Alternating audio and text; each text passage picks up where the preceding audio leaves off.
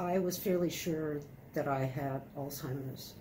And I recalled the times in my life when realizing that my dad had Alzheimer's too, and watching him degrade and fall apart. And this genius that this man was, that did everything that I could imagine a man doing, suddenly become less able and less able and less able. However, when he was put in an Alzheimer's assisted living program, he managed to break out of every single facility he was in. Former police officer, knew how to crack locks. He was used extensively during the beginning of the war for translation of Japanese. He was born and raised in Japan, spoke Japanese fluently, along with Hawaiian and English and a couple of other languages that were used in Hawaii. He had a good grip of the different languages that were used in Hawaii. And he was able to make his way around the place like he owned it.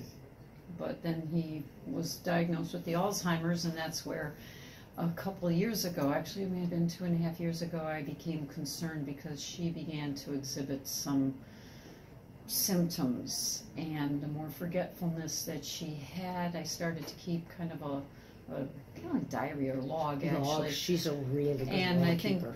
it was, and there were like little instances, and so 2 years, actually over a full year of logging of different things, and we approached one of her doctors, a rheumatologist, who gave us Dr. Ott's name here, and we were able to get an appointment, and then they started putting Barb through some testing that pointed to the fact that, yes, she did have early onset Alzheimer's. And so that's kind of the, like between Barb's knowing her dad had it and the fact that we, started looking into, Dr. Ott's programs of what could be done as drug programs.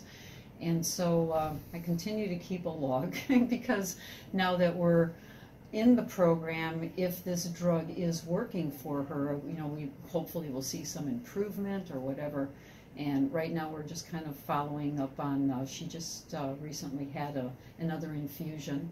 And so we're kind of looking at maybe side effects or, different things. But yeah, so that's how we kind of started here. And we, the first month was very involved because there were, MRIs and spinal tap, what do you call the other things? PET scans.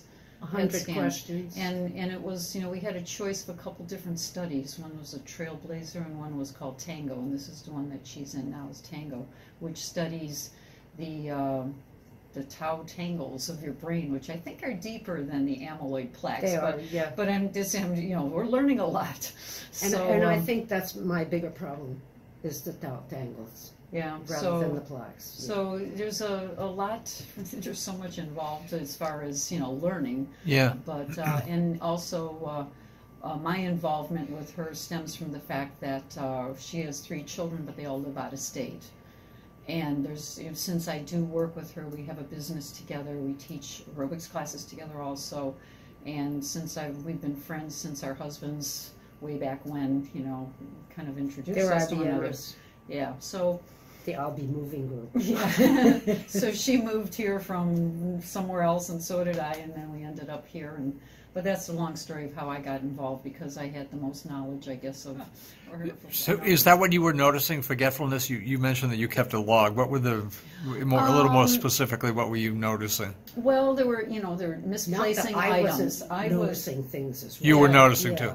Yeah, it's like, I can't find my cell phone, I can't find my keys, I can't find this, I can't find that. So there was that. And then there were, she would be forgetting what day it was.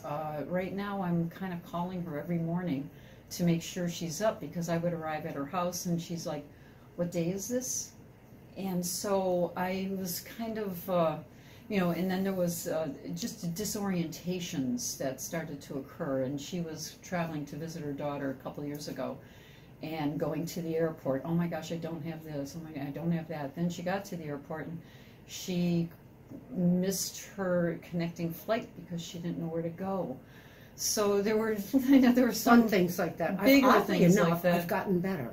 Yeah, with some things, and I think a lot has to do with the fact that after a while you begin to, like my calling her in the morning, you begin to adapt and make some, changes to your schedule and things like that. So Yeah. So I usually get up before she Yeah. calls. Usually, yeah. I have 2 dogs in bed with me, so I got to feed them. But, So what are your hopes? Breakfast time. What are your hopes for the study? Obviously for you, but also the larger picture in terms of helping other people too. I'm just well, yeah, it's Yes. for helping mostly for helping other people too, because it's kind of like a frontier that hasn't been conquered yet. And I also, I guess to some degree, I had a husband who had multiple sclerosis, and he had the kind that didn't respond to most of the treatment that was discovered. And so there's a part of me that feels that, maybe if more people participated in this early on, maybe they would have discovered a drug that would be able to treat primary progressive MS rather than the ones for relapsing, remitting MS and all that. So it's like, well, you hope that somebody will benefit down the road. Yeah, and when I think back to my dad, he would have absolutely loved this study. Yeah, He would be eating it whole. Yeah, he did have that kind of scientific aspect of himself. Curiosity and Oh, willing to help. yeah.